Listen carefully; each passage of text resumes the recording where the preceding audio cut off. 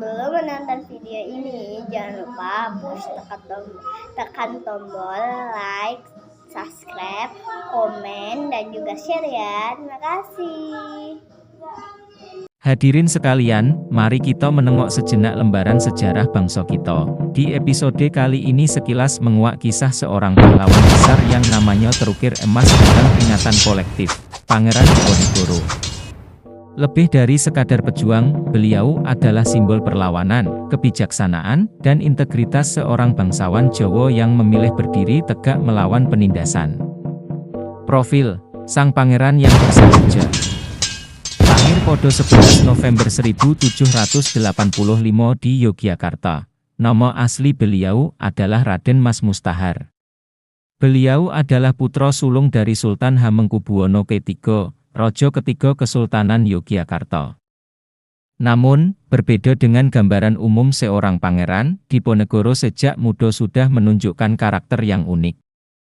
Ibunda beliau, Raden Ayu Mangkarawati, adalah seorang selir, dan ini membuat Diponegoro merasa memiliki beban tanggung jawab yang berbeda. Sejak kecil, beliau lebih tertarik pada ilmu agama Islam. Beliau mendalami Al-Quran, hadis, fikih, serta ajaran-ajaran spiritual dari para ulama. Hidupnya jauh dari kemewahan keraton, beliau lebih suka bergaul dengan rakyat jelata, merasakan langsung denyut nadi kehidupan mereka. Kesederhanaan ini membentuk jiwanya menjadi pribadi yang soleh, cerdas, dan kritis. Beliau melihat berbagai ketidakadilan yang dilakukan Belanda terhadap rakyat, serta mulai mengamati kemerosotan moral di lingkungan keraton akibat intervensi asing. Puncak dari kegelisahan beliau adalah ketika ia menolak tawaran ayahnya untuk naik tahta. Bukan karena tidak mampu, namun karena prinsip. Ia merasa bukan haknya untuk menjadi raja karena ibunya bukan permaisuri. Penolakan ini menunjukkan integritas dan kematangan spiritualnya. Nama Diponegoro sendiri diberikan saat sang ayah naik tahta, sebuah gelar yang kelak akan harum mewangi di medan logo. Geografi, jejak perlawanan dari Tegalejo hingga Makassar. Kisah Diponegoro tak lepas dari bentang alam Jawa, yang menjadi saksi bisu perjuangannya. Titik awal pecahnya Perang Diponegoro, atau yang dikenal juga sebagai Perang Jawa, adalah di Tegalejo pada tahun 1825.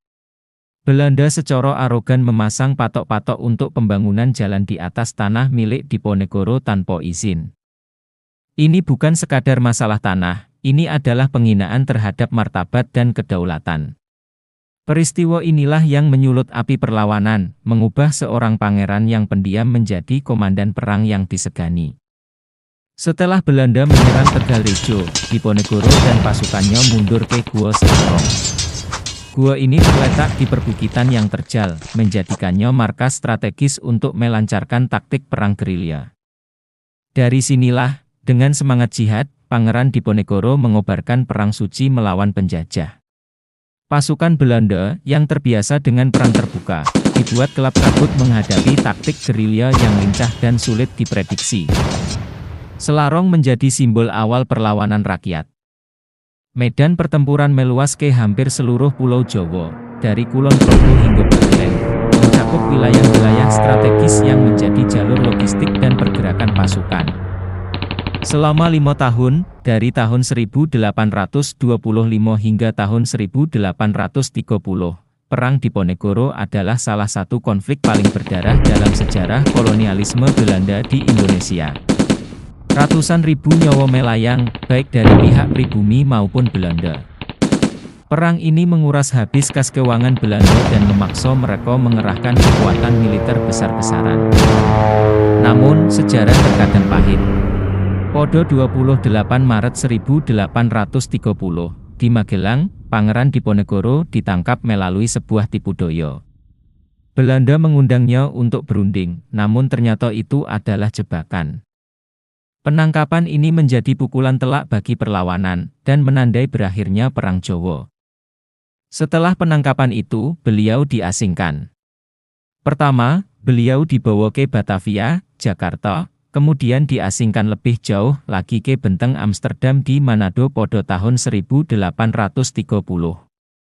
Jauh dari tanah kelahirannya, jauh dari rakyat yang dicintainya. Namun, pengasingan ini tidak memadamkan semangatnya. Pada tahun 1833, beliau dipindahkan lagi ke Benteng Fort Rotterdam di Makassar. Disinilah, di kota angin mamiri ini, Pangeran Diponegoro mengembuskan napas terakhirnya, pada 8 Januari 1855, di usia 69 tahun. Jenazahnya dimakamkan dengan sederhana di Makassar. Warisan pahlawan.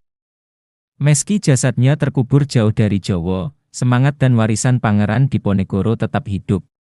Beliau bukan hanya seorang panglima perang, beliau adalah seorang ulama, seorang filsuf, dan seorang pemimpin yang menolak berkompromi dengan penindasan.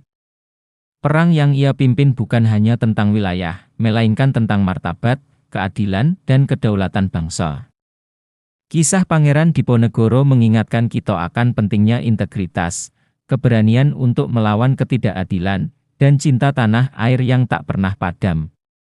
Beliau adalah inspirasi bagi kita semua untuk terus menjaga dan membangun Indonesia, sesuai dengan cita-cita para pahlawan. Terima kasih.